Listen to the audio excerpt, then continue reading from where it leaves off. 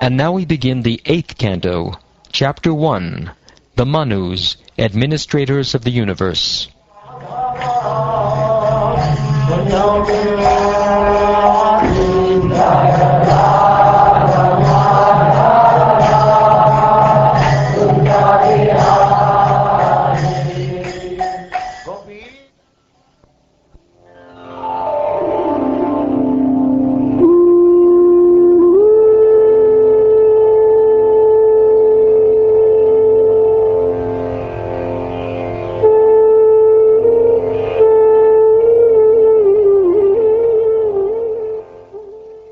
King Pariksit said, O my lord, my spiritual master, now I have fully heard from your grace about the dynasty of Swayambhuva Manu. But there are also other Manus, and I want to hear about their dynasties. Kindly describe them to us. O learned Brahman, Shukdev Goswami, the great learned persons, who are completely intelligent, describe the activities and appearance of the Supreme Personality of Godhead during the various manvans. Eager to hear about these narrations. Kindly describe them. O learned Brahman, kindly describe to us whatever activities the Supreme Personality of Godhead, who created this cosmic manifestation, has performed in the past manvantaras, is performing at present, and will perform in the future manvantaras. Shukdev Goswami said, In the present kalpa, there have already been 6 Manus. I have described to you Swayambhuva Manu and the appearance of many demigods. In this kalpa of Brahma, Swayambhuva is the first Manu. Swayambhuva Manu had 2 daughters, named Akuti and Devahuti. From their wombs, the Supreme Personality of Godhead appeared as 2 sons, named Yagyamurti and Kapila, respectively. These sons were entrusted with preaching about religion and knowledge. O best of the Kurus, I have already described in the 3rd canto the activities of Kapila, the son of Devahuti. Now I shall describe the activities of Yagyapati, the son of Akuti. Swayambhuva Manu, the husband of Shatarupa, was by nature not at all attached to enjoyment of the senses. Thus he gave up his kingdom of sense enjoyment and entered the forest with his wife to practice austerities. O scion of Bharat, after Swayambhuva Manu had thus entered the forest with his wife, he stood on one leg on the bank of the river Sunanda, and in this way, with only one leg touching the earth, he performed great austerities for 100 years. While performing these austerities, he spoke as follows. Lord Manu said, The Supreme Living Being has created this material world of animation. It is not that he was created by this material world. When everything is silent, the Supreme Being stays awake as a witness. The living entity does not know him, but he knows everything. Within this universe, the Supreme Personality of Godhead, in his Super-Soul feature, is present everywhere, wherever there are animate or inanimate beings.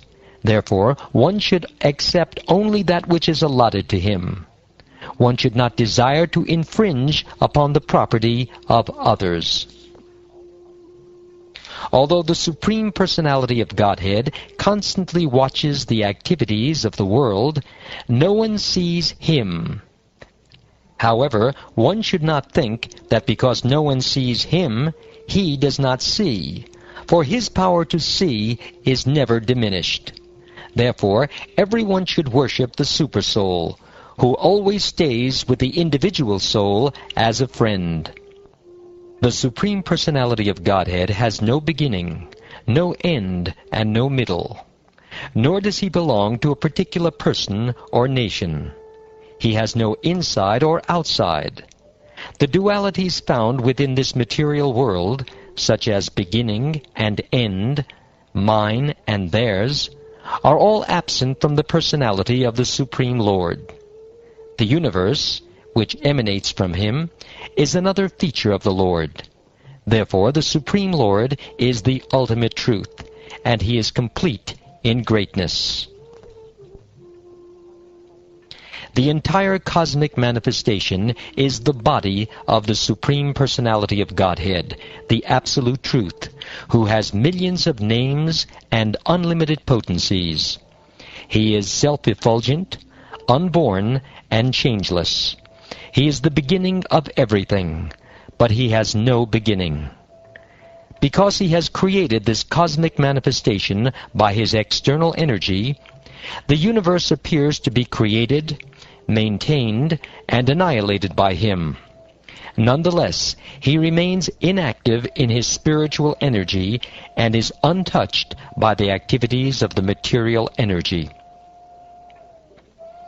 Therefore, to enable people to reach the stage of activities that are not tinged by fruitive results, great saints first engage people in fruitive activities. For unless one begins by performing activities as recommended in the Shastras, one cannot reach the stage of liberation, or activities that produce no reactions. The Supreme Personality of Godhead is full in opulence by His own gain. Yet He acts as the creator, maintainer, and annihilator of this material world. In spite of acting in that way, He is never entangled. Hence devotees who follow in His footsteps are also never entangled. The Supreme Personality of Godhead, Krishna, works just like an ordinary human being, yet He does not desire to enjoy the fruits of work. He is full in knowledge, free from material desires and diversions, and completely independent. As the supreme teacher of human society, He teaches His own way of activities, and thus He inaugurates the real path of religion. I request everyone to follow Him.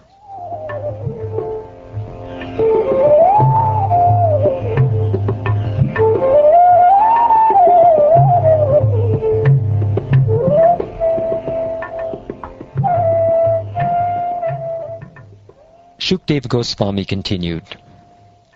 Swayambhuva Manu was thus in a trance, chanting the mantras of Vedic instruction known as the Upanishads. Upon seeing him, the Rakshasas and Asuras, being very hungry, wanted to devour him. Therefore they ran after him with great speed. The Supreme Lord, Vishnu, who sits in everyone's heart, appearing as Yagyapati, observed that the Rakshasas and demons were going to devour Swayambhuva Manu. Thus the Lord, accompanied by His sons, named the Yamas, and by all the other demigods, killed the demons and Rakshasas. He then took the post of Indra and began to rule the heavenly kingdom. The son of Agni, named Svarochisha, became the second Manu. His several sons were headed by Dumat, Sushena, and Rochishmat. During the reign of Svarochisha, the post of Indra was assumed by Rochana, the son of Yagya. Tushita and others became the principal demigods, and Urja, Stamba, and others became the 7 saints. All of them were faithful devotees of the Lord. Vedashira was a very celebrated rishi. From the womb of his wife, whose name was Tushita, came the avatar named Vibhu. Vibhu remained a brahmachari and never married throughout his life. From him, 88,000 other saintly persons took lessons on self-control, austerity, and similar behavior. O king, the third Manu, Uttama, was the son of King Priyavrata. Among the sons of this Manu were Pavana, Srinjaya, and Yagyahotra. During the reign of the third Manu, Pramada and other sons of Vashishta became the 7 sages. The Satyas, Vedashrutas, and Badras became demigods, and Satyajit was selected to be Indra, the king of heaven. In this Manvantara, the Supreme Personality of Godhead appeared from the womb of Sunrita, who was the wife of Dharma, the demigod in charge of religion. The Lord was celebrated as Satyasena, and he appeared with other demigods known as the Satyavratas. Satyasena, along with his friend Satyajit, who was the king of heaven, Indra, killed all the untruthful, impious, and misbehaved yakshas, rakshasas, and ghostly living entities who gave pains to other living beings.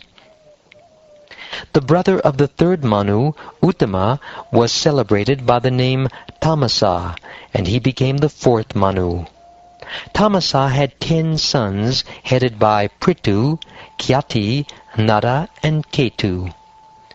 During the reign of Tamasa Manu, among the demigods were the Satyakas, Haris, and Viras. The heavenly king, Indra, was Trishika. The sages in Saptarshi Dham were headed by Jyotir Dham. O king, in the Tamasa Manvantara, the sons of Vidriti, who were known as the Vaidritis, also became demigods. Since in course of time the Vedic authority was lost, these demigods, by their own powers, protected the Vedic authority. Also in this Manvantara, the Supreme Lord, Vishnu, took birth from the womb of Harini, the wife of Harimeda, and he was known as Hari. Hari saved his devotee Gajendra, the king of the elephants, from the mouth of a crocodile. King Parikshit said, "My lord Badarayani, we wish to hear from you in detail how the king of the elephants, when attacked by a crocodile, was delivered by Hari. Any literature or narration in which the Supreme Personality of Godhead, Uttama Shloka, is described and glorified is certainly great, pure, glorious, auspicious, and all good." Sri Sutta Goswami said, "O Brahmins, when Parikshit Maharaj, who was awaiting impending death, thus requested Shukdev Goswami to speak, Shukdev Goswami, encouraged by the king's words, offered respect to the king, and spoke with great pleasure in the assembly of sages who desired to hear him."